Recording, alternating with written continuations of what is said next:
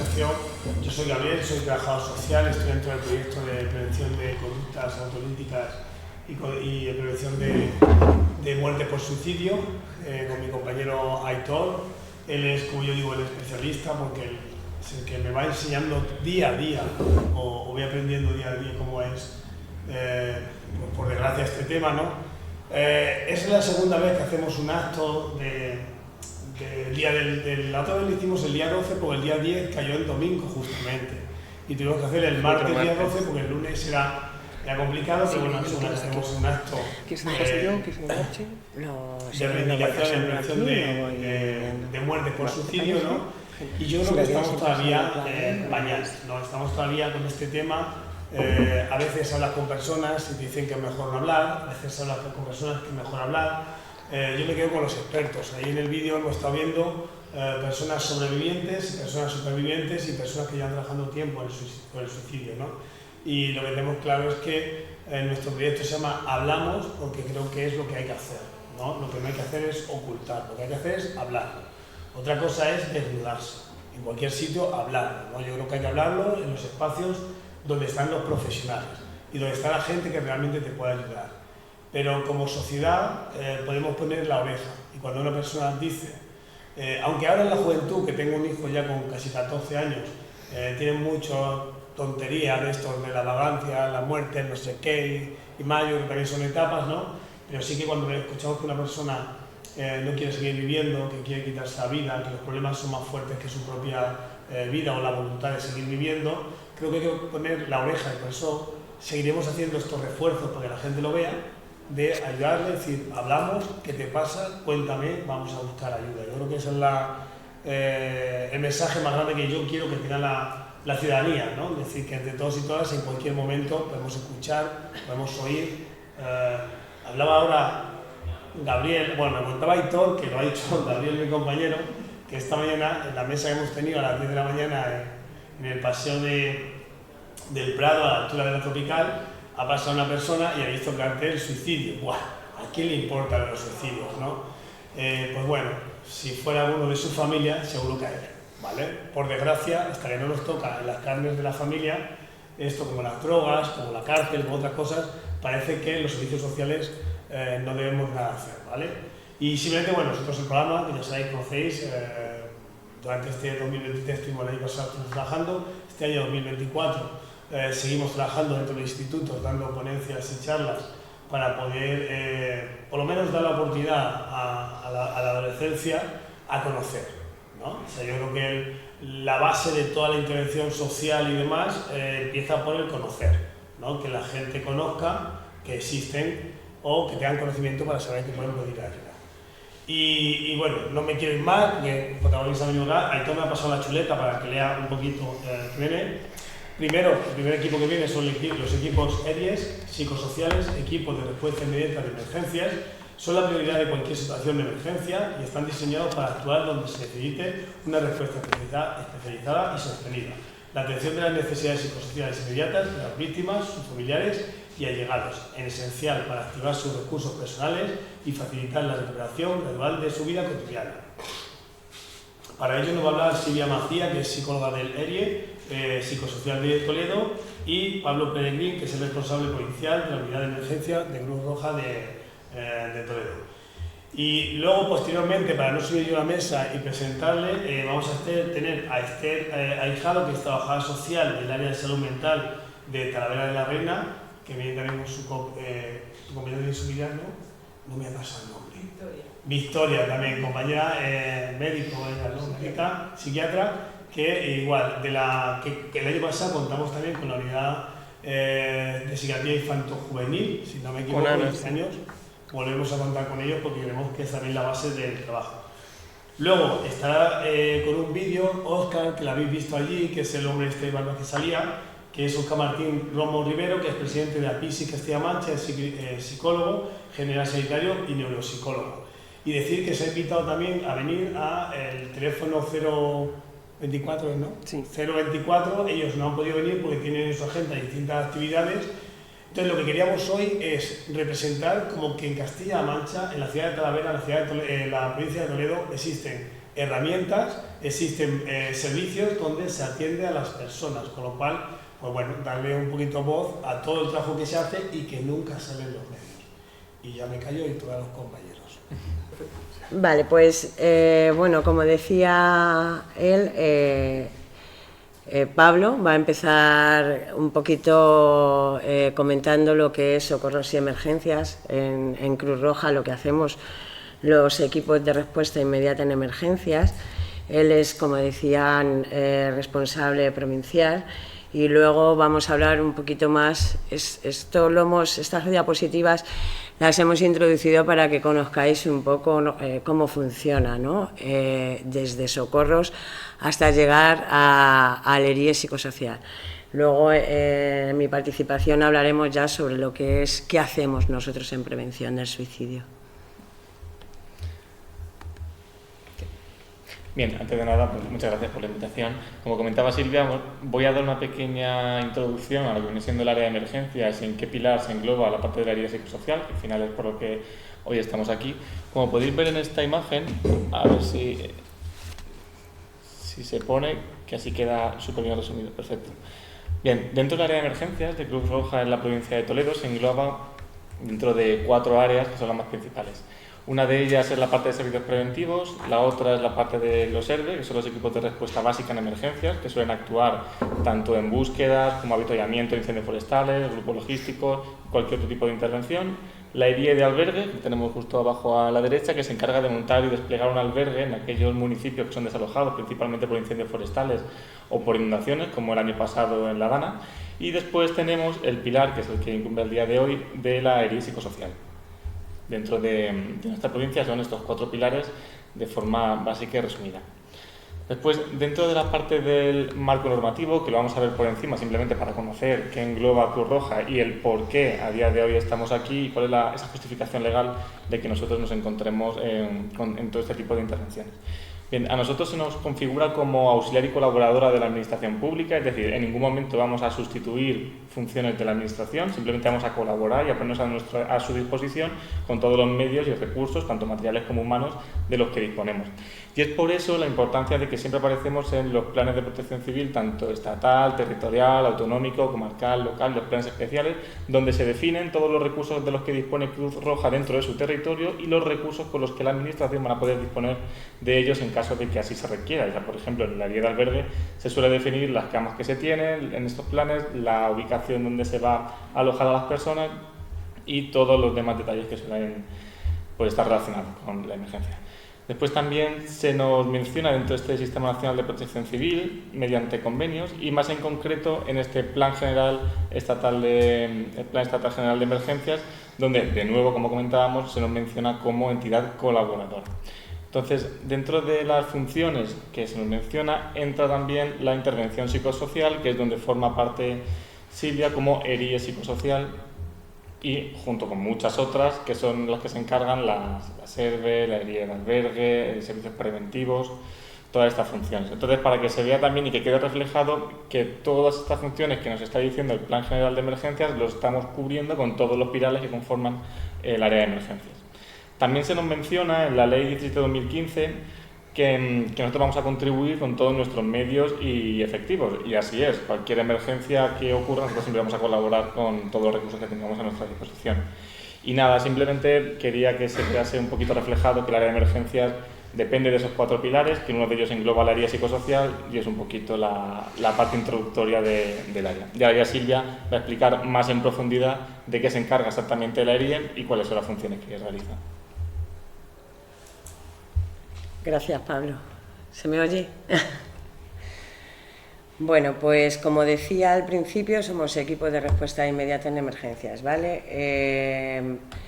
¿Cómo nos movilizamos? Bueno, en principio, antes de comentaros cómo nos movilizamos, vamos a ver, ¿no?, qué es lo que ocurre en una emergencia, ¿no?, qué le ocurre a la persona, ¿no? Pues es una crisis, ¿no? Principalmente lo que le ocurre es una crisis en el que, lo he puesto de forma muy coloquial, ¿vale?, que es un estado en el que las emociones vencen a los pensamientos, ¿no? En ese momento pues nos encontramos con personas que no pueden absolutamente dar ninguna decisión, ¿vale? Rompiendo un equilibrio no deja de ser, bajo mi punto de vista, un estrés, ¿no? El efecto del estrés, ¿vale? Entonces ya sabemos que una emergencia, bueno, pues ocurre de forma súbita, es de corta duración, una crisis, ¿vale? Puede producir, lo que decía, comportamientos peligrosos, inadecuados. Hay 3 características de la crisis que he querido meterlas en circulitos como para tenerla más atención, ¿no? Porque, bueno, hemos visto que normalmente no se ve, ¿no? Sobre todo, o la familia no está informada de esto, que nos parece tan importante, ¿no? Una crisis, no es por la situación en sí, sino por la persona, ¿no? ¿Cómo es la persona? ¿Vale? ¿Qué respuesta da esa persona? Sabemos que es una respuesta que solo va a dar ella, ¿no? Y que a lo mejor la persona que está al lado se está incluso riendo, ¿vale? Esta persona tiene que comprender por qué hay estas reacciones, por qué hay estas respuestas, por qué él o ella no tiene esta respuesta, ¿no? Entonces, esto creemos que es importante que la familia y los allegados lo sepan. Otra característica sería, pues, que el significado que tiene para esa persona, ¿no? Que es relativo, el alcance que tiene, etcétera, que es un poco, está en consonancia con lo que decía, ¿no? Y luego explicar a la persona que efectivamente cuando está en una crisis, ¿no? Que lo vemos en tentativa de suicidio, pues estas estrategias que tiene en ese momento no le están funcionando. Pero se pueden adaptar, ¿no? Pues le vamos a informar cómo le podemos adaptar, o las formas que hay, o las maneras que hay. Y en ese momento pues podemos encontrar alguna que le pueda ayudar, ¿no? Nosotros hemos estado en casos de tentativa inminente, ¿vale? Por eso he querido englobar eso que veo tan importante. Entonces, pues como decía mi compañera, ante una emergencia se llama el 112, tenemos un convenio hecho, ¿vale? Y se solicita esta asistencia psicosocial. El herido psicosocial no se conoce mucho, se está empezando a conocer desde el 2023 porque estamos haciendo sensibilización en toda la región, ¿no? De hecho, lo estamos haciendo mi compañera y yo, y bueno, pues trabajamos con voluntariado y cada vez somos más y cada vez las familias saben de este servicio, están informadas. Entonces, ¿qué hacemos? Pues damos una respuesta inmediata, organizada y eficaz. Estamos totalmente preparados en ese sentido de dar unos primeros auxilios psicológicos. Luego lo vamos a ver. El servicio está disponible 24 horas, 7 días de la semana, 365 días. Es decir, alguna de nosotras estamos a nivel regional, somos las que organizamos los equipos, siempre hay alguna de guardia. Si no es mi compañera Eva, pues soy yo, ¿vale? Entonces, siempre va a haber un equipo compuesto mínimo por una psicóloga y por socorristas de acompañamiento. Aquí lo digo, ¿vale? La prioridad de estos equipos son las víctimas, las familias y los allegados, punto. O sea, a veces nos encontramos con la prensa, a veces nos encontramos con que tenemos que intervenir con los sanitarios. Héctor, por ejemplo, que es voluntario, sabe un poco de lo que estoy hablando, ¿no? De que te llama el médico y resulta que ya ha saturado esa situación, es normal, ¿eh? Todos somos humanos, me puede pasar a mí, ¿eh? Y bueno, en principio tenemos que atender estas reacciones más fuertes que seguramente tenga el familiar, ¿vale? Entonces, para eso llegamos al lugar y hacemos una valoración, una primera valoración. Los equipos están formados por un jefe de equipo siempre, ¿vale? Y equipos de socorristas de acompañamiento. Dentro del equipo de socorristas están los psicólogos, trabajadores sociales, hay psiquiatras, hay profesores, hay prácticamente de todo, ¿vale? Socorristas, ¿vale? Hay muchísimas profesiones. Estos equipos están, como decía antes, especializados en todo lo que vemos. O sea, nosotros hacemos una valoración de las tipologías de las intervenciones, vemos qué necesidades hay y a partir de ahí hacemos las formaciones para ese año. Cada año son distintas, ¿vale? ¿Cómo trabajamos? Bueno, aquí es a grosso modo, dijéramos, ofrecemos la información veraz en la situación de emergencia, ¿no? Veraz, insisto, ¿vale? O sea, ¿qué sabemos? ¿Qué no sabemos? Si la persona nos pregunta, no te preocupes, que voy a ver, ¿no? Voy a intentar preguntar. Las orientaciones, cuidados básicos, físicos y psicológicos, porque en una crisis estamos hablando de conducta suicida, ¿vale? Entonces, intentamos cuidar también ese aspecto. Informamos sobre, bueno, en una posintervención, en una posvención, informamos sobre las reacciones que puede tener en las días, semanas siguientes, que le ocurre también a una persona en tentativa de suicidio. O sea, vamos a tener que informar también de qué reacciones va a tener durante las primeras semanas. Cuanto más informado esté, como decíais, pues mucho mejor. Vamos a hacer ese acompañamiento en los procesos complejos, como una tentativa, y siempre vamos a asesorar a nuestro voluntariado. Siempre vamos a cuidarlo. ¿Cómo nos movilizamos? Pues como comentábamos antes, o sea, la familia, ha surgido un suceso, la familia, el médico, la persona del ayuntamiento, el vecino, sabe la existencia de estos equipos, llama al 112, el 112 se pone en contacto con el centro de operaciones, que es la central, ¿vale? El centro de operaciones de Cruz Roja, y bueno, se comunican entre ellos, nos dicen, comunican lo sucedido al responsable de la provincia. En cada provincia tenemos un responsable, hablo de la región, ¿vale? Y este responsable es el que comunica a los equipos del suceso, ¿vale? Si sale equipo, pues este equipo va a ir al suceso, si no, pues les acompañaremos nosotras, ¿vale? En todo momento, tanto el 112 como el centro de operaciones están informados de todos los movimientos que hacemos, hasta que finalizamos la intervención, que también lo comunicamos, evidentemente.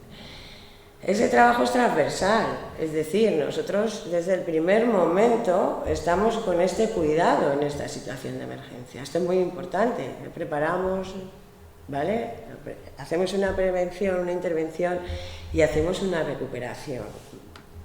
Vamos a ver qué clase de recuperación hacemos. Luego, ninguna respuesta, ¿vale? Se improvisa. Vale, si tenéis dudas, me decís. Vale, aquí ya entrando un poco en el Día Mundial de Conducta Suicida, he querido poner un poco las tendencias que nosotros hemos visto durante el primer semestre de 2024, ¿vale? Quiero puntualizar muy bien y que no se malinterprete esta diapositiva, porque está centrado en las intervenciones, es decir, en cuándo nos llaman a nosotros, cuánto, sobre todo cuánto, ¿vale? Y qué tipología. Entonces, las tipologías ya sabéis que en emergencias son todas catastróficas, a nivel individual, a nivel poblacional, etc. Es decir, vamos a accidentes de tráfico, a suicidios, a tentativas de suicidio, violencia de género, muertes súbitas, ¿vale? Inundaciones, terremotos, etc. ¿Vale? Ahí es donde estamos todos los ERIES y siempre está el equipo, el ERIE psicosocial. Entonces, la tendencia en este primer semestre en comparación con el año pasado, bueno, pues vemos que ha habido una disminución significativa en intervenciones en conducta suicida. ¿Qué quiere decir? Que nos han llamado menos para intervenir. ¿Vale? ¿Por qué? Pues no lo sabemos, hay que estudiarlo, hay que ver por qué. Nosotros tenemos algunas hipótesis, pero sería precipitado decirlas aquí, con lo cual no sabemos si las personas están más informadas, las familias tienen más recursos. En los últimos años se han creado muchísimas guías que han venido muy bien a la población, ¿no? Entonces, bueno, hay que estudiar y ver por qué del 2023, que tuvimos 9 intervenciones, perdón, 18, estos 6-7 meses hemos tenido la mitad, ¿no? Han bajado. Vale. ¿Qué hacemos los psicólogos y los no psicólogos? Porque, como decía antes, hay profesiones de diversa índole. Bueno, pues estamos preparados en primeros auxilios psicológicos, ¿no? No es terapia, y a mí me gusta siempre diferenciar la psicología clínica de la intervención psicosocial en emergencias. No tiene nada que ver, ¿vale? Ojalá y pudiésemos hacer un seguimiento, porque vemos cosas, ¿verdad? Entonces, bueno, pues los primeros auxilios psicológicos están demostrados que son unas estrategias de intervención que ayudan en este futuro inmediato, cuando ha ocurrido, ¿no? Porque cuando llegamos ya ha ocurrido, ¿no? En esta situación. Entonces, reducen el estrés inicial, ¿vale? Ahora vamos a ver cómo. Ya lo reduce. Luego ya, quizá a lo mejor ya pueda empezar a pensar dentro de media hora que haya hablado Silvia conmigo y me haya repetido las cosas 40.000 veces, ¿vale? Pero ocurre, ¿vale? En el 100% de los casos, o sea, el estrés baja. Tienes una persona que te está acompañando de forma adecuada, que incluso muchas veces estamos en stand-by, no podemos hablar porque no quieren saber nada de ti, pero estás ahí, ¿vale? Lo que comentaba antes, ¿vale? La psicología clínica es un ambiente controlado, ¿vale? Cuando estás con la persona, un día concreto, una hora concreto, está dentro de un encuadre, ¿no? DSM, etcétera, etcétera. La intervención en emergencia no es así, es inesperado siempre, siempre, ¿no? Como decía antes, el servicio está todo el año, todas horas, etcétera. Vale. Perdón. El objetivo general de los primeros auxilios psicológicos principalmente son 3. Prevenir el TEP, trastorno del estrés postraumático, ¿vale? Algún tipo de ansiedad un poco más que pueda complicar, ¿vale? Y el duelo complicado, tan importante para tener salud mental, ¿vale? Y los objetivos específicos, pues ahí tenemos un montón. Pero sobre todo lo que comentaba antes, acompañar, escucha activa. ¿Qué factores protectores tiene la persona para yo poder sacárselos a ella en ese momento? ¿Vale? Y pues eso, normalizar, ¿no? Normalizar un poco las emociones. Les damos recursos, como hablaban los compañeros, ¿no? Oye, yo no te puedo seguir, ¿vale? No puedo hacer un seguimiento, pero tienes estos recursos en Castilla-La Mancha. Y por eso es tan importante, ¿no? Estas cosas, lo que estáis haciendo, ¿no? El aunar todos los recursos que tenemos sería muy importante, porque estamos como cada uno en un lado, ¿no? Y bueno, hay una cosa, un objetivo muy importante que es ofrecer pautas de comunicación a los niños, niñas, discapacitados, personas mayores, colectivos especiales, ¿vale? También nuestro voluntariado está específicamente formado con todo esto, ¿vale? Bueno. Vale, en prevención de conducta suicida, desde que yo estoy en Cruz Roja, que es desde enero del 2023 a ahora, hemos hecho, como hablábamos antes, por un lado una sensibilización del ERIE psicosocial, porque no se conocía, y por otro lado hemos hecho este tipo de prevención. Población general, hemos creado trípticos, infografías y acciones formativas. En los centros educativos, intervenciones programadas especializadas, ¿vale? En prevención de conducta suicida y respuesta ante tentativa inminente. Y en caso de conducta suicida inminente. Esto ha sido por necesidad, quiero recalcarlo, ¿vale? O sea, nos hemos tenido que poner las pilas de una manera que no veas, porque el 2023 fue brutal. Porque antes he puesto una pequeña gráfica que no es significativa de mucho, pero es verdad que ahí no he contabilizado las prealertas. Las prealertas, ¿verdad?, es cuando nos salimos, pero que ha habido un suicidio, ¿vale? Y la mayoría eran así, en el 2023. Entonces, esto ha sido ponerse las pilas sí o sí. Creemos que estas acciones, pues como comento ahí abajo, ¿no?, crean entornos seguros, resilientes, proporcionan el apoyo y los recursos. Antes, como nos dicen muchos profesores, antes de que la situación de crisis se intensifique.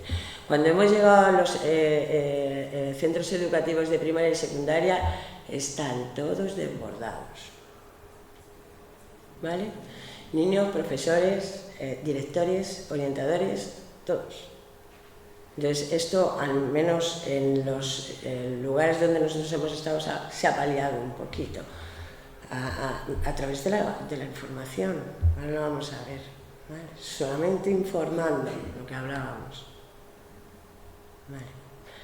En población general, ya especificando un poquito más, hemos hecho trípticos e infografías como identificación de señales de alarma, la comunicación efectiva, ¿vale?, factores de riesgo y de protección, que se ha hablado mucho durante muchos años sobre esto, pero ¿qué hacemos con esto? Con todo esto, ¿vale? Y luego las acciones formativas desde el 2023 hasta ahora, y que van a estar durante todo el 2024 y veremos el 2025, porque depende de la necesidad que se encuentre. Pues tenemos primeros auxilios psicológicos, porque son unas técnicas que cualquier persona puede aplicar. De hecho, yo insistía, hay que hacer sensibilización, porque es un servicio que ayuda, y yo me imagino a la persona, sobre todo mayor, que está sentada, jubilada, en su casa, en el sofá, aburrida a lo mejor. Le llega y dice, oye, mira, que a lo mejor puedes ayudar en tu pueblo. Yo siempre pienso en eso.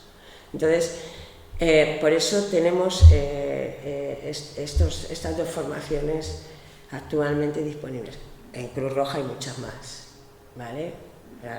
Entráis en la página de Cruz Roja en Conocimiento Abierto y ahí hay de todo, para todos colectivos además, con lo cual... Vale, prevención en centros educativos, como hablábamos antes. Hemos intervenido en centros educativos de primaria, de secundaria, y hemos hecho intervención individual y grupal. De hecho, nos han pedido una guía práctica, lo más práctica posible, para tenerla el equipo directivo. Bueno, pues la hemos hecho, de 17 páginas. Yo recalco las 17 páginas porque es que hay guías que es que no saben por dónde cogerlas, ¿vale? Entonces, bueno, si queréis el material o lo que necesitéis, me lo decís. Y luego os dejaré mi correo y me escribís y lo que necesitéis os lo envío. Vale, yo soy psicóloga infantil y entonces me creo que la prevención, llevo tiempo estudiando la conducta suicida y me creo que la prevención, lo he visto en muchos profesionales también, es más efectiva cuando actuamos a edades tempranas, ¿vale? Pero tempranas de tomárselo en serio, porque esto lo llevamos diciendo muchos años y no se ven muchos resultados. A través de la transmisión de valores, actitudes, habilidades sociales, ¿vale? Aquí hay un hándicap, porque claro, los profesores dicen, ya, pero es que no vienen educados de casa, ya.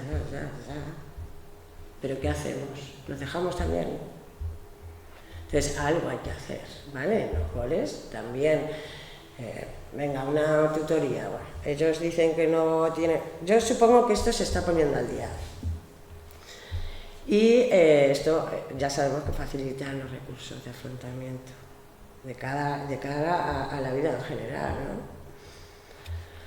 Vale, en la prevención de conducta inminente de suicida, sobre todo, nos esforzamos por lo que decía antes, formación, especialización de los equipos, hacemos prácticas grupales, es decir, cogemos unos sobres, metemos casos, ¿vale?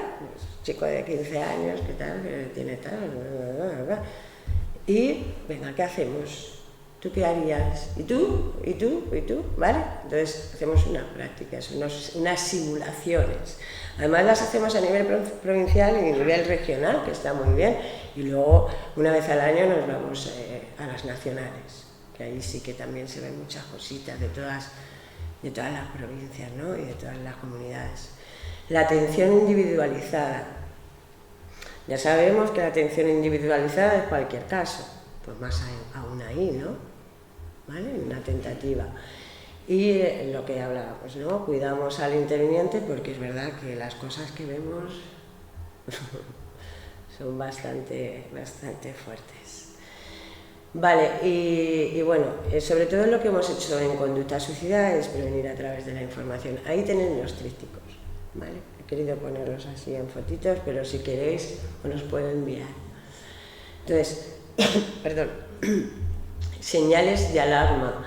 ¿Qué puedo hacer ante una situación de riesgo de un ser querido? ¿Vale? Señales de alarma verbales, no verbales, todo esto lo sabemos los profesionales, pero ¿lo sabe la población en general? ¿Lo sabe mi abuela? ¿Lo sabe mi madre? Pues no. ¿Vale? Entonces, bueno, es un poco... ¿Cómo comunicarse con una persona en riesgo? ¿Y qué no haces? O sea, el qué no hacer, para mí me parece lo más importante, que en Cruz Roja lo hacemos mucho, ¿verdad? Eso, en las formaciones. ¿Qué no hacer con las personas? Estamos con personas, ¿eh? No nos vamos a centrar tanto en qué tengo que hacer. No. Vamos a ver si no le podemos perjudicar, ¿no? Aquí, no sé si lo veis. Actuar con prisa, juzgar verbalmente o mediante gestos, ¿vale? Reprochar, ¿cómo puedes decir eso? Eso no es así, te equivocas, ¿vale? No será para tanto, es normal, ya se te pasará, eso son tonterías, eso le pasa a todo el mundo, ¿vale? Entonces yo ya debería de estar muerto. Estas expresiones nos suenan a todos, ¿vale? Y estas expresiones se dicen mucho en personas que tienen ideas suicidas, ¿vale? En el entorno, ¿vale? Entonces, bueno, a mí me parece muy interesante ese tríptico. Luego la guía para la familia, pura necesidad por los centros educativos. La guía joven, pura necesidad, igual, ¿vale? Por pura necesidad. Bueno, ahí como veis es un poco lo que se expone en las más generales, ¿no? Señales de alarma no verbales. ¿Y si yo me siento así? ¿Qué hago? ¿No? ¿Y cómo puedo ayudar a alguien de mi entorno?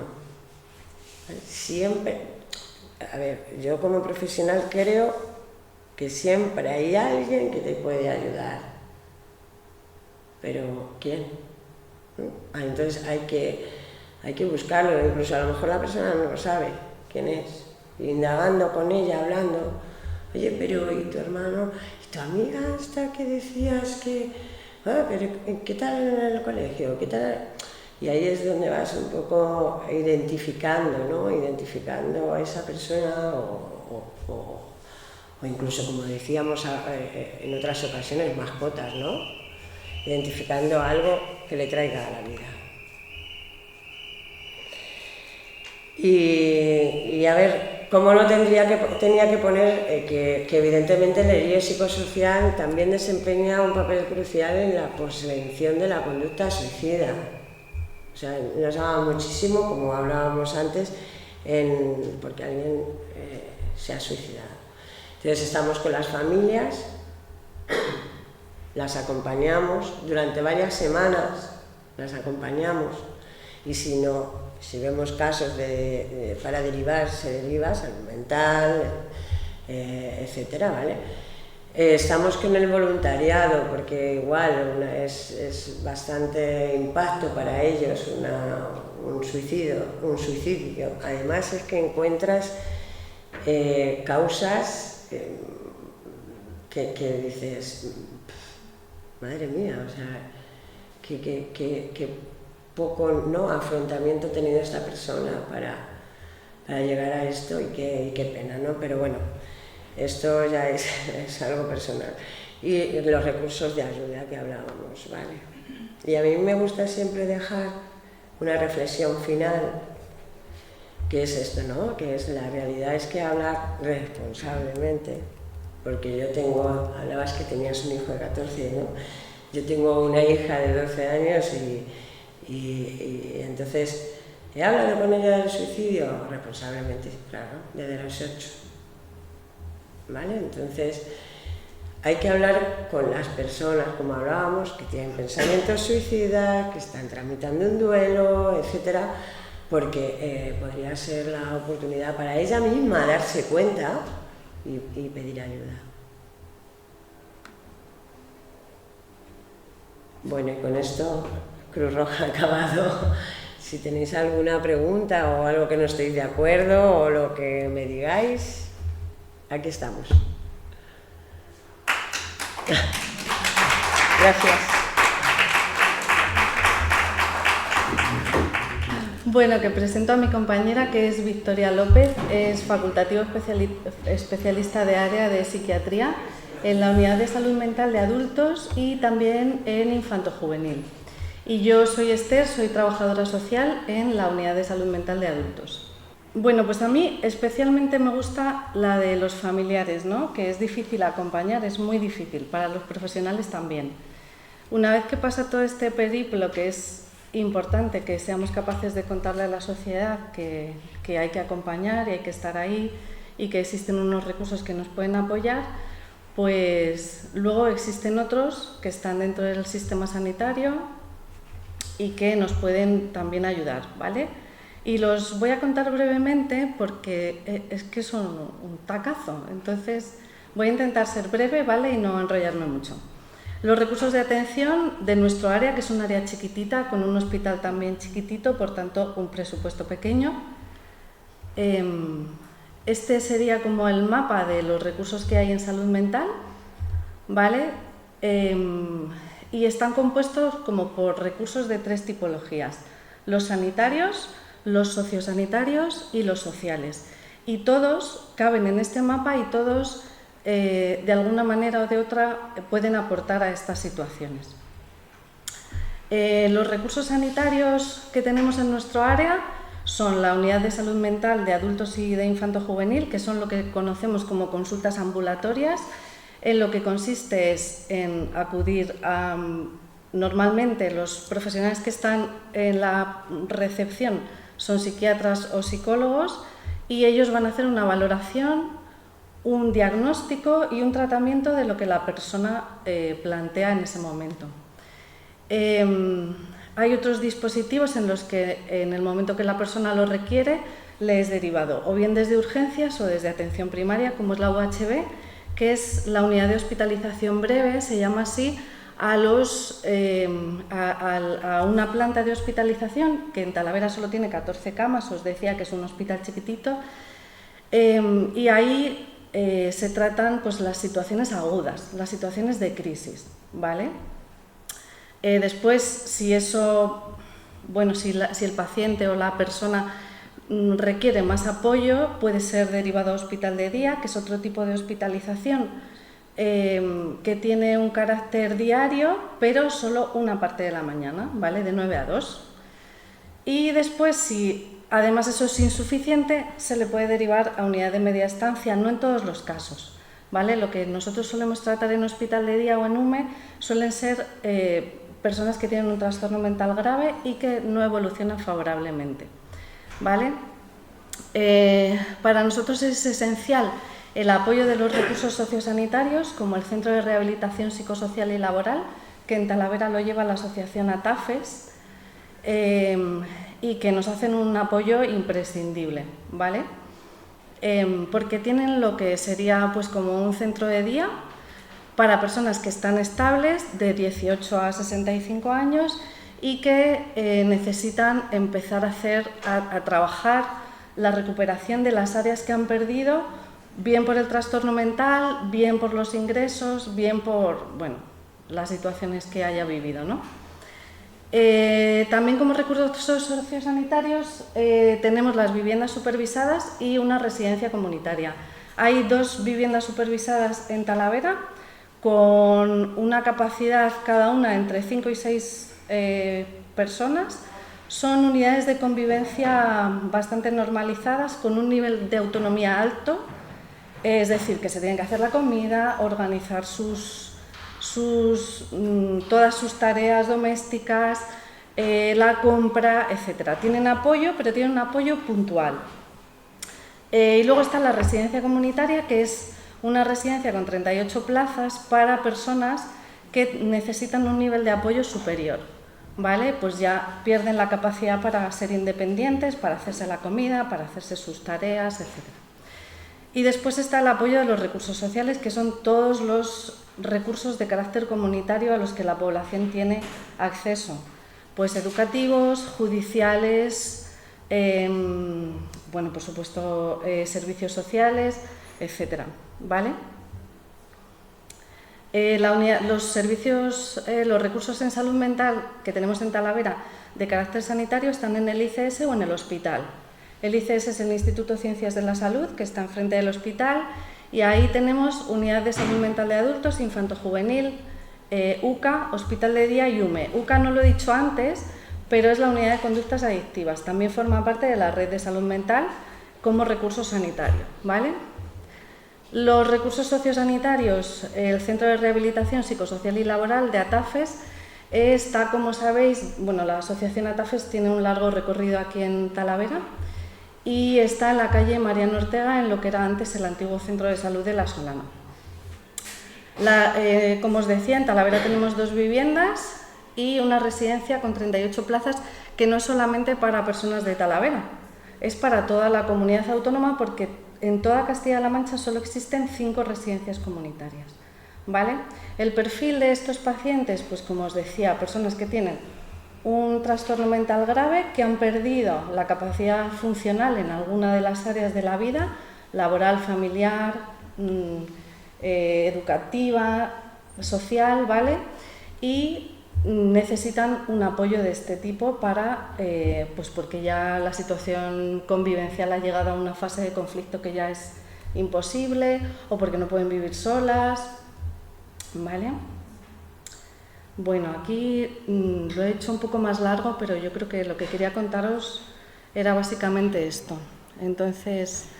Vale, bueno, pues como ha dicho Esther, yo soy psiquiatra en el hospital, trabajo tanto en la unidad de salud mental de adultos como en la unidad de salud mental de infanto-juvenil a nivel de las consultas, pero también estoy en una parte que es muy importante a este nivel, como puerta de entrada en crisis, en urgencias, en emergencias, que es la urgencia. Es que también hago guardias, entonces también atiendo a este nivel, así que yo creo que en representación cubro bastantes puertas de entrada a la hora de emergencias de carácter autolesivo, autolítico y de este tipo. Entonces, bueno, yo he traído una presentación muy breve en la que os voy a explicar lo que se recoge en el manual de Castilla-La Mancha.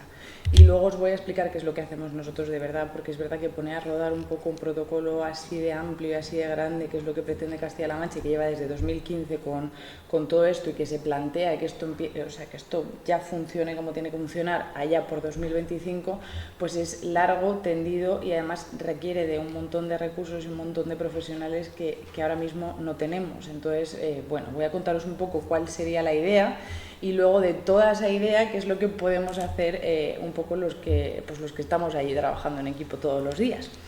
Entonces, bueno, a la hora de generar y gestionar el conocimiento es lo que hablábamos. La información tiene que ser dada de forma veraz, como decía la compañera, pero tiene que ser dada también de forma muy sensata y dada también a las personas que la pueden recibir para difundirla. Es decir, que se entienda bien y que se sepa hasta qué punto se puede llegar en cada uno de los puntitos de atención cuando hay una una crisis de este tipo, qué es lo que se puede hacer. Entonces, bueno, la difusión de información por los medios de comunicación regionales, yo no sé muy bien esto cómo está organizado, porque sinceramente pues ni he visto ni nada, simplemente pues sí, los anuncios de la televisión, esto a nivel regional no tengo ni idea. Sí se está haciendo, pero sí que es verdad que a nivel de la página web del SESCAM pues han publicado esta guía enorme, gigante, de no sé cuantísimas páginas, en las que tú te tienes que buscar un poco las mañas para encontrar cómo puedes actuar. Pero bueno, es verdad que si llegas un poco, pues lo que digo, al final el lector de la información es muy importante. Si llegas, pues hay bastantes formas, bueno, que hay bastantes técnicas y bastantes cosas que se encuentran recogidas aquí en la página web del SESCAM. Y sobre todo los profesionales. Los profesionales es muy importante que nos movamos, que nos comuniquemos entre nosotros, que podamos dar toda la información de lo que pasa desde nuestro puesto laboral, porque al final creo que todos, sin ponernos cara, sin saber dónde estamos, sabemos cuál es nuestra función en esta cadena. Entonces, bueno, al final podernos reunir, ponernos cara, saber qué es lo que hace cada persona, saber en qué punto pues interviene, poder compartir las intervenciones y poder hablar, pues lo que decía Silvia, esto de poder compartir casos me parece súper interesante, porque al final el saber cómo abordar estos casos en los diferentes momentos, pues cada uno a nivel profesional lo hace de una manera, tiene una forma de trabajar, y esto pues es interesante siempre conocer el punto de vista de otras personas. Y bueno, la coordinación entre los sectores implicados, los servicios de emergencias, las fuerzas y cuerpos de seguridad del Estado, la policía local, protección civil, el teléfono de la esperanza. Con los servicios de emergencias sí que es verdad que desde el hospital hay coordinación, porque nos vemos. Que cuando hay un aviso del 112 y llegan a la urgencia, nosotros nos vemos, ahí hay comunicación, podemos hablar sobre el caso. Con la policía, pues exactamente igual, pero es verdad que actualmente no se están haciendo sesiones de coordinación de cómo se debe actuar, de cómo se debe hacer. Entonces, pues bueno, colaboramos, hablamos y hacemos pues este tipo de coordinaciones de pasillo que llamamos nosotros en el hospital, breves, concisas, y cómo se pueden ir implementando ciertas cosas en las futuras intervenciones. Con el Instituto de Medicina Legal, pues bueno, igual, puntualmente, cuando hay algún ingreso involuntario, cuando hay alguna cosa de carácter involuntario que tienen que ponerse en contacto con nosotros, que de hecho antes de la pandemia se hacían contactos en persona, y actualmente ya ni siquiera se acude al hospital, simplemente se hace una entrevista por videollamada, hay una tablet allí, entonces ya incluso el contacto personal en ese sentido se ha perdido. Pero bueno, estar en contacto con ONGs, con asociaciones, poder hacer protocolos, poder hacer guías útiles que se puedan dar un poco a la población, que se puedan dar a la gente en función de cómo las vaya a usar. Bueno, aquí he recogido un poco, esto creo que lo hemos puesto en todas las diapositivas, lo ha puesto Esther, lo habéis puesto vosotros, estos son un poco los teléfonos, el teléfono de la Esperanza, 112, o sea, a partir de todos estos teléfonos podemos acceder a los diferentes recursos. Y luego también pues una serie de asociaciones que hay que colaboran con nosotros. En concreto, el programa de Tu Cuentas en Castilla-La Mancha sí que es un programa que está muy en coordinación con nosotros, porque a nivel de infanto-juvenil, como os contaré luego en un ratillo, tenemos muchísima más coordinación que a nivel de adultos, pero porque es más necesario. Entonces, bueno, en concreto con el programa de Tu Cuentas sí que funcionamos muy bien. También hay que coordinarse con el resto de profesionales de la salud y promover la investigación, saber cómo se están haciendo las cosas, si están funcionando, si no están funcionando. Entonces, bueno, siempre investigar y saber y sacar números y ver cómo va la cosa, pues es importante. A nivel de la intervención en población adulta tenemos 3 niveles de prevención. En primer lugar sería, 3 niveles que se pueden aplicar a cualquier otra cosa, que no tienen que ver solo con las ideas autolíticas o con los intentos autolíticos. En primer lugar, la prevención universal, que es poder dar acceso a la salud mental absolutamente a toda la población, un acceso integral, un acceso casi que podría decir que en estos casos inmediato, que se intenta, no siempre se consigue, pero que todo el mundo, independientemente de en qué situación se encuentre, pues pueda acceder a este tipo de recursos. Luego la prevención selectiva, en la que hablamos un poco de grupos de personas que son un poco más vulnerables. Tenemos que estar un poco más pendientes de este tipo de grupo de personas que están en riesgo, pues gente que está en exclusión social, en riesgo de marginalidad, gente que consume tóxicos, dos grupos súper importantes que son los adolescentes, los niños y los ancianos. Entonces, aquí se hace una prevención selectiva porque sí que tenemos ubicado muy bien el grupo de personas que están en riesgo y cómo podemos hacer para prevenir antes de que aparezcan estas conductas suicidas. Y luego la prevención indicada, que es un poco cuando ya hay un caso, cuando aparece un caso y cuando hay que intervenir sobre una persona en concreto. En este caso, evaluaciones a nivel del servicio de urgencias, los ingresos en la UHB, los cuestionarios de detección, que esto, pues bueno, se han intentado implementar desde Castilla-La Mancha y es verdad que esto sí que está funcionando, pero vamos, funciona regular, porque es un cuestionario muy breve que os lo enseñaré al final de la presentación, en el que, pues bueno, se recogen una serie de ítems y al final te plantea si el riesgo suicida es leve, moderado o grave. ¿Qué pasa? Que al final un cuestionario nunca suple la acción del personal. Entonces, ponga lo que ponga ahí, al final hay que individualizar el riesgo, como hemos dicho, pues al final hay que valorar muchas más cosas de las que aparecen ahí, no solo la persona, sino las circunstancias, los apoyos, qué va a pasar después. Entonces, bueno, pues sí, te da un poco un margen con unos puntos que se dan en función de lo que tú marcas. Es muy útil para ver, pues para hacer números, es útil para saber un poco poner en una línea cómo es de leve o de grave en ese momento el riesgo suicida. Y bueno, pues tener muy en cuenta los grupos de riesgo que son muy específicos y que pueden ser muy individuales. Los pacientes pluripatológicos, en la unidad del dolor hay muchos pacientes que están en riesgo de tener conductas suicidas, los trastornos por uso de sustancias, la exclusión social. Entonces aquí, cuando ubicamos a una persona que se encuentra en cualquiera de todos estos grupos, podemos hacer una prevención indicada en la persona en concreto.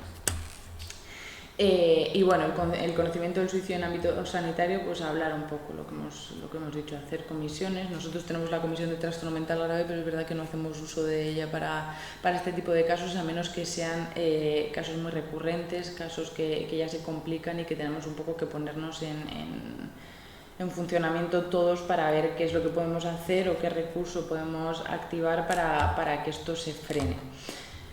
Y a nivel infanto-juvenil, pues que me parece la parte más importante y la que más se cumple a nivel de nuestro hospital es la coordinación tanto entre sanidad y educación como en el ámbito social, con todas las corporaciones y con atención primaria. Esta es la escala que os decía, que ya veis, son 1, 2, 3, 4, 5, 6 ítems, os los leo por si no lo veis. Ha pensado que estaría mejor muerto, ha deseado estarlo en el último mes. Ha querido hacerse daño en el último mes, ha pensado en el suicidio en el último mes, ha planeado cómo suicidarse en el último mes, ha intentado suicidarse en el último mes y a lo largo de su vida ha intentado alguna vez suicidarse. Es cierto que todos estos ítems son factores de riesgo para tener mayor gravedad a la hora de tener conducta suicida, pero también es verdad que el hecho de que una persona haya intentado suicidarse una vez hace 20 años no le da tantos puntos como se da en esta escala, y que, o sea, quiero decir que hay cosas que se subestiman y cosas que se sobreestiman. Entonces es muy importante darle un poco de sentido desde el área profesional. Y bueno, en las personas mayores y frágiles, que sería el último grupo, esto me parece muy importante porque desde la pandemia ha habido un repunte muy grande de pacientes mayores, tanto a nivel de residencias como a nivel de domicilios, que se han sentido muy solos, y la soledad es uno de los puntos de inflexión para pensar que tu vida ha dejado de tener sentido. Entonces, en este punto, al final, poder acompañarles de la mejor manera, tanto a nivel domiciliario, pues con teleasistencia, ayuda a domicilio, incluso desde la enfermería de atención primaria, que se acerquen a verlos, a hablar con ellos, que puedan pues acceder a algún tipo de recurso. E incluso en las residencias, que durante el periodo en el que estuvimos todos confinados, en las residencias los ancianos ya no hablaban con nada. Yo recuerdo que pues gente que ha hecho intentos autolíticos que decían, bueno, es que yo tengo 80 y tantos años, estoy metido en una habitación, no puedo salir de aquí, lo único que puedo hacer es ver la tele, mis hijos ya están criados, mis nietos están criados, ahora yo qué pinto aquí. Entonces, realmente es gente muy vulnerable, es gente que tiene ahí muy presente la idea de la soledad y que también yo creo que es un grupo en el que hay que intervenir.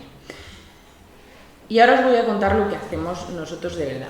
A nivel de la unidad de salud mental de adultos, tenemos, no sabría ni cuantificar el déficit y la demanda de profesionales que tenemos y de cómo podemos actuar.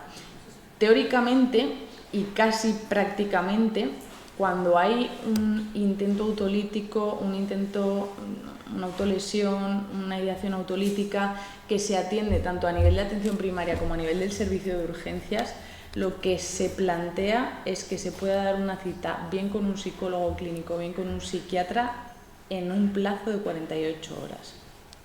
Esto hasta ahora se está cumpliendo parcialmente. Es verdad que cuando, por ejemplo, pilla en fin de semana esto es muy complicado, pero también he de decir que gracias, yo creo, al equipo, es que iba a decir equipazo, porque es equipazo a nivel de calidad humana, pero equipazo a nivel de número de personas no lo es. Gracias a lo que somos, pues si pillan fin de semana, muchos los vemos en la urgencia para tener un control a las 48 horas y luego después de eso se intentan hacer controles semanales.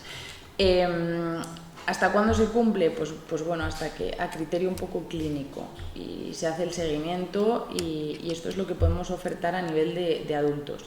Es verdad que aparte de los psicólogos y los psiquiatras tenemos unas enfermeras que son estupendas, que nos echan un cable, que cuando nosotros no damos abasto pues hacen intervención en crisis, están con los pacientes, hacen terapias de relajación, o sea que nos apoyan muchísimo en esa parte de seguimiento que nosotros a veces no podemos dar abasto, que tenemos a Esther que va como una locomotora por todos lados buscando qué es lo que podemos hacer con los pacientes con los que no sabemos qué podemos hacer. Entonces ya os digo que a nivel de calidad humana muy bien, a nivel de número de personas estamos muy recortados y aún así este protocolo sí que se está cumpliendo. ¿Qué pasa? Que ahí ya sí que nos quedamos cortos a la hora de podernos coordinar con otros dispositivos. Entonces esto se hace muy complicado, el poder hablar, el poder plantear casos, el poder hacer intervenciones familiares, que las hacemos, muy a duras penas las hacemos, pero que poder hacer todas estas cosas a nivel de adultos se hace muy complicado.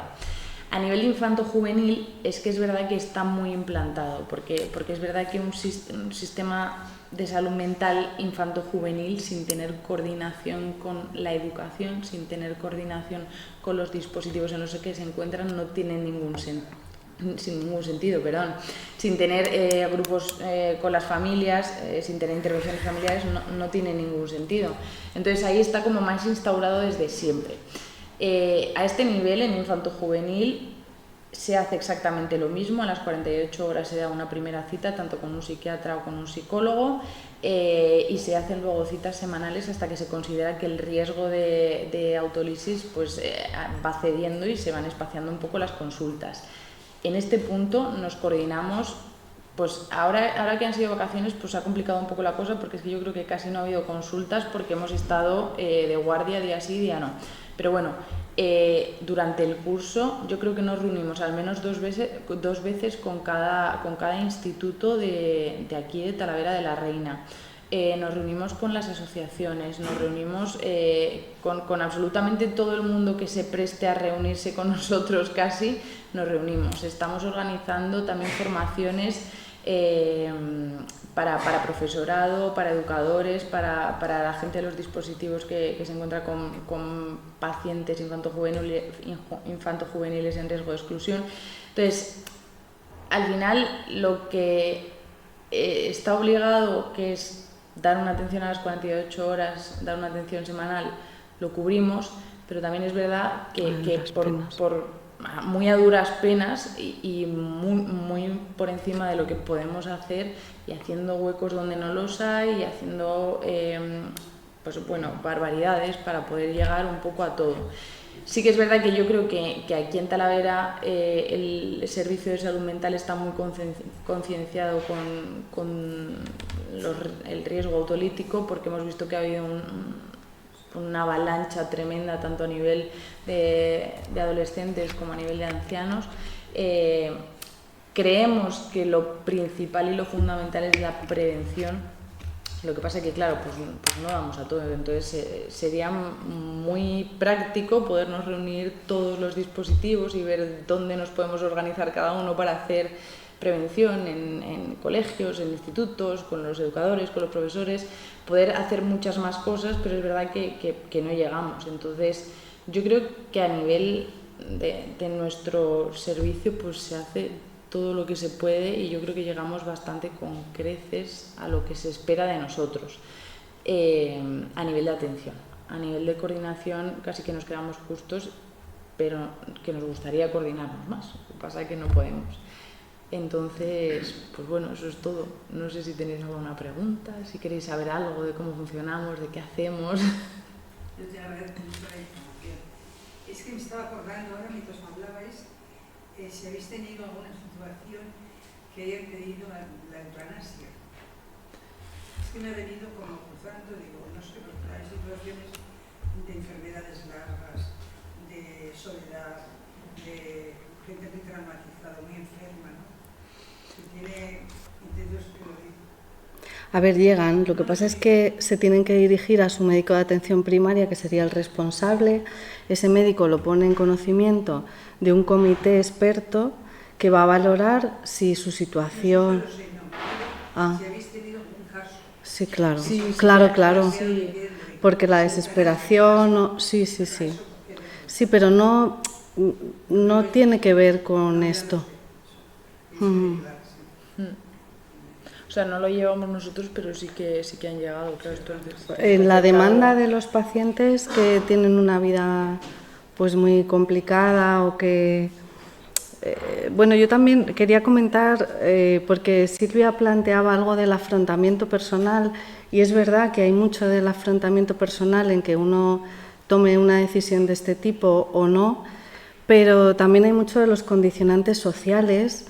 Entonces, yo, por ejemplo, que a mí no me llega ni el paciente que se medica, ni que le quiere su familia, ni que tiene casa, ni que tiene vivienda y que tiene una carrera para buscarse la vida, me llegan pues otros pacientes en una situación con una cantidad de problemas variados que condicionan su vida y que ahí ya hay momentos que ahí no hay afrontamiento, ¿no? Y hilándolo con lo que plantea de la eutanasia, pues claro, ante la desesperación, ¿no? Porque hay gente que tiene ideas de muerte, pero que le da miedo llevarlas a cabo, menos mal, y eso les frena, pero les da mucho miedo hacer un intento y quedarse en una situación mucho más desfavorable o lo que sea. Y claro que existe la demanda, pero sí que es bueno pues redirigirla y hacer una buena evaluación de si eso tiene... que nosotros desde nuestra parte recogemos un poco esas ideas de muerte. O sea, quiero decir, si se pide la eutanasia es porque realmente hay unas ideas de muerte y dentro de la desesperación pues hay cosas que se pueden trabajar. Entonces yo creo que nosotros recogemos lo que nos toca y el resto pues se deriva a la parte que le toca, que le corresponde.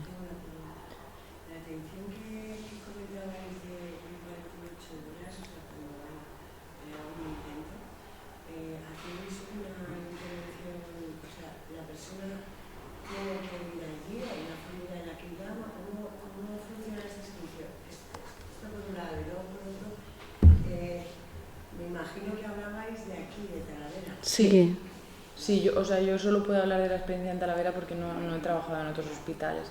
Entonces, la puerta de entrada para acudir a nuestras consultas, para tener que dar una cita a las 48 horas, puede ser tanto la atención primaria, que en cuanto llega un volante urgente en el que aparece riesgo autolítico, ideas autolíticas, autolesiones, en cuanto aparece eso en la derivación, se da una cita a las 48 horas, se llama por teléfono, se da la cita y pues bueno, se presentan, si es en caso de infanto juvenil, pues aparecen con los padres y si no, pues aparecen en adultos.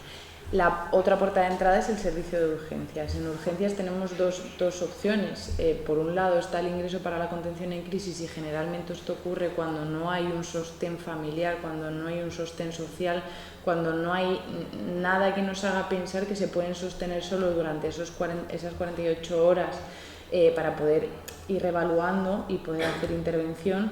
Pues en ese caso lo que está indicado es un ingreso en la UHB, en la unidad de hospitalización breve, y en caso de que efectivamente sí que tengan contención, pues al final pasar con tu familia esta parte y poder dar cierta educación a la familia de cómo tienen que comportarse, de cómo pueden acompañar, de qué es lo que pueden hacer, y pasar estas 48 horas en tu casa acompañado de los tuyos, pues es bastante más fácil, y es en ese caso en el que nosotros mandamos una derivación directamente desde el servicio de urgencias, que hemos valorado a este paciente.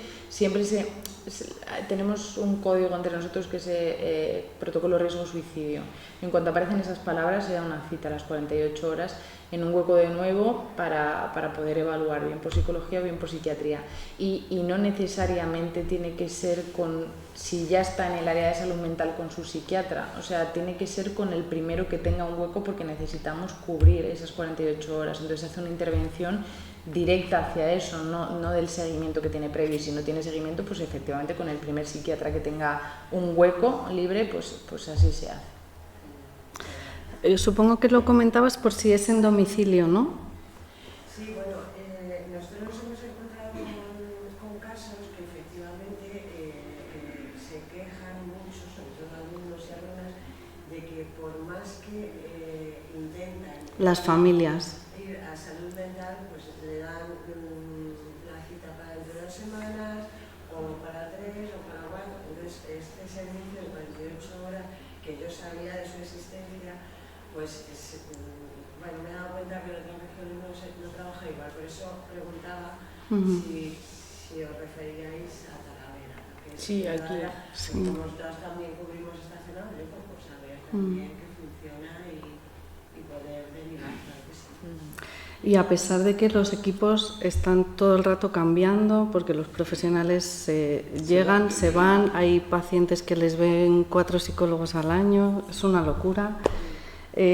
O eso, la distancia entre las citas, porque es verdad que a lo mejor esa puede ser en 48 horas, pero la siguiente, ¿cuándo va a ser la siguiente? Pues ante eso, cuando el equipo está mermado, que llevamos mermados 2020, pero mermados de mitad de plantilla, no mermados de que falte 1 o 2, sino menos de la mitad de la plantilla. Falta mucha plantilla de psiquiatría y falta mucha plantilla de psicología. Entonces, si los equipos están cambiando constantemente, no da tiempo a plantear nada, y además siempre somos pocos, pues al final es verdad que bueno, lo que sale, pues menos mal.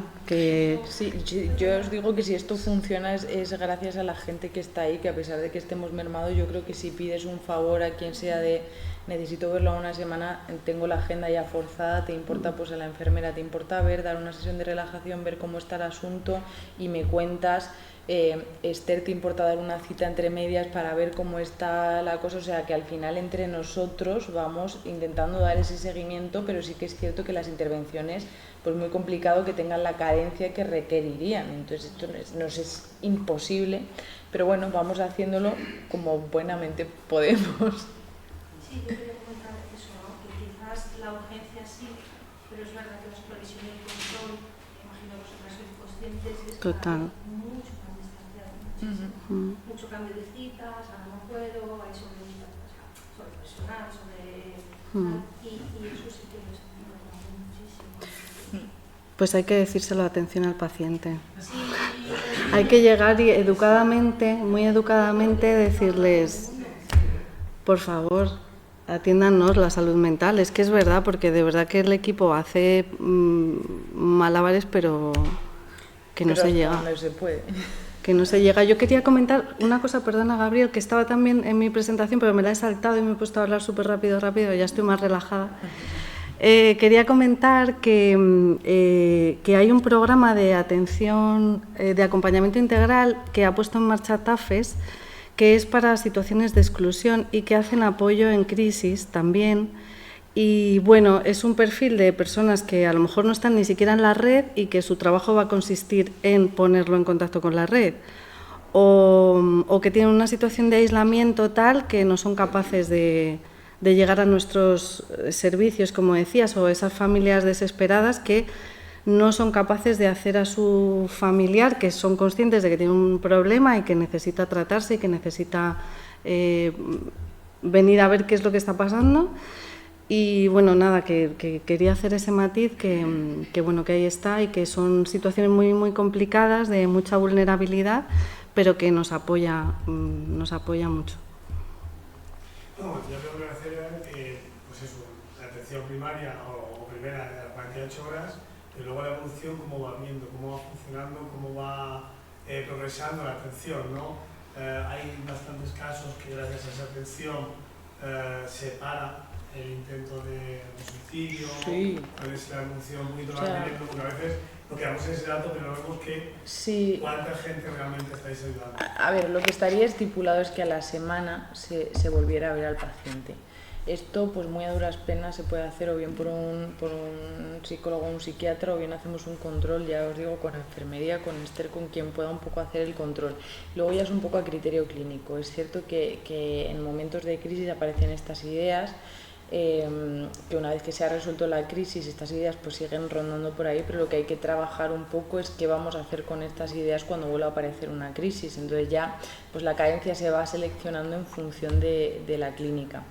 Es verdad que nos gustaría ver más a los pacientes de lo que los vemos, pero también creo que somos de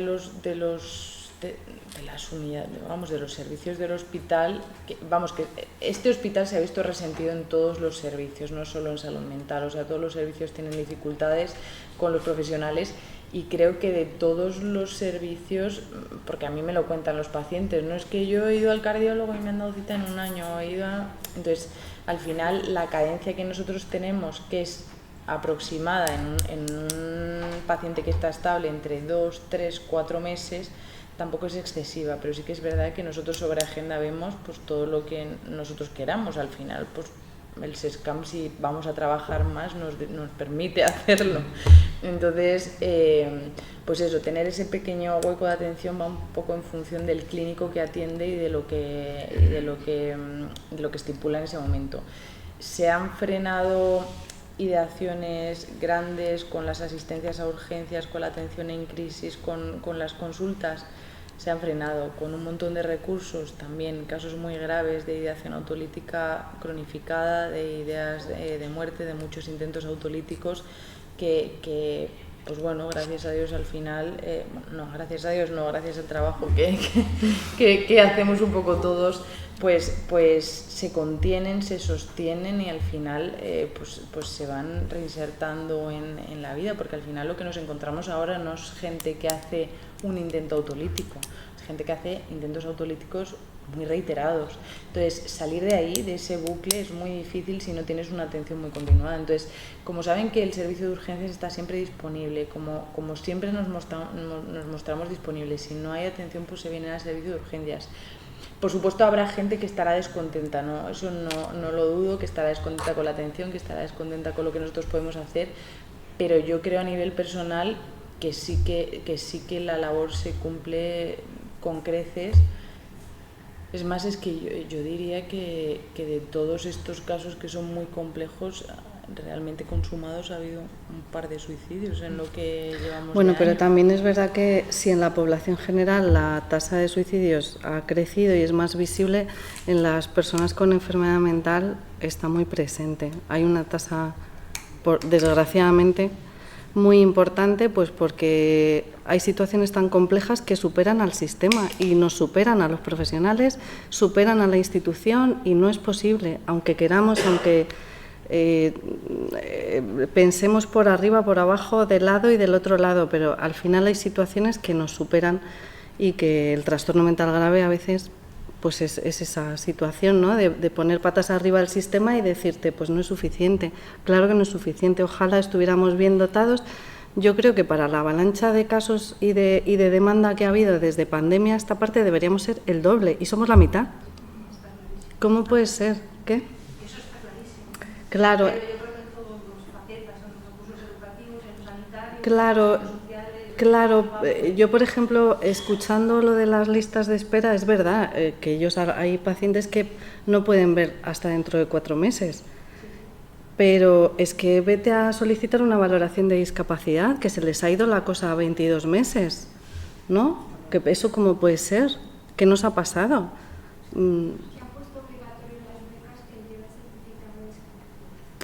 Bueno, yo qué sé, lo podemos leer desde 1000 sitios, pero que es verdad que el sistema va ahí a presión, ¿no? Y... Me preocupa mucho la prevención, sobre todo de infantil y adolescente. ¿Tenéis demanda o derivación de los institutos, de orientadores? ¿Os derivan casos? No solo nos derivan casos, sino que nos coordinamos con ellos. O sea, quiero decir, con que SOS. no solo existe una derivación.